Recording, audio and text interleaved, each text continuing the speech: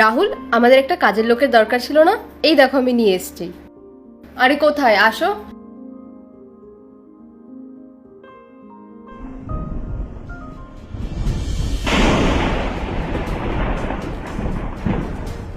আরে টেবিলেই রেখেছিলাম পেন ড্রাইভটা, ওর মধ্যে আমার প্রেজেন্টেশন ছিল।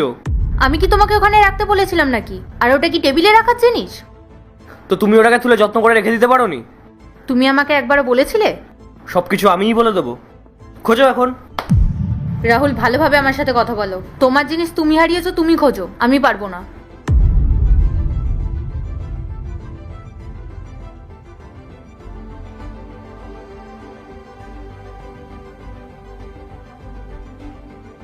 কার সাথে কথা বলছো তুমি?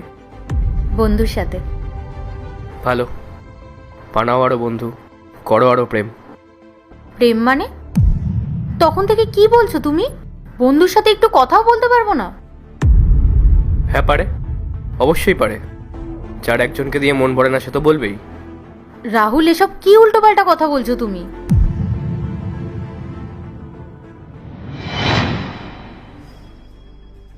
কি হলো রাহুল? কিছু না, আসো।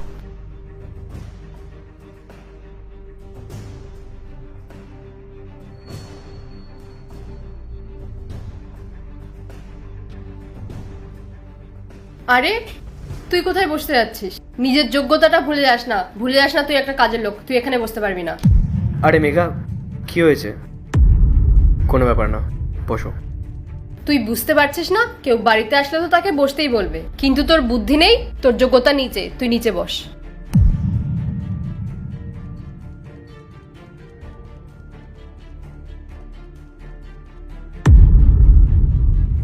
তুমি জানো ও ঘরের সব কাজ করতে পারে, ঘর ঝাড় দেওয়া, বাসন মাজা, জামা কাপড় কাচা, এমনকি বাথরুমও পরিষ্কার করতে পারে। তোমাকে ডেমো দেখাবো? ওই শোন, যা আমাদের জন্য চা নিয়ে আয়।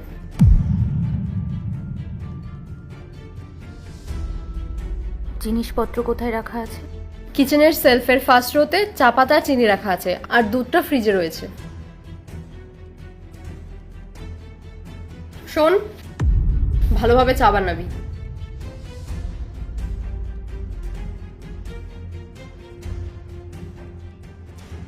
ওকে কোথায় পেলে তুমি? আরে ওই মিত্রবাবু আছে না, ও ওনাদের বাড়িতে কাজ করতো, আর আমি মিত্রবাবুকে বলে রেখেছিলাম যে আমাদের একটা মেয়ের দরকার, তাই ওকে নিয়ে আসলাম। ও থাকে কোথায়? ওই পাশে বস্তিটা আছে না, ও ওখানেই থাকে। জান।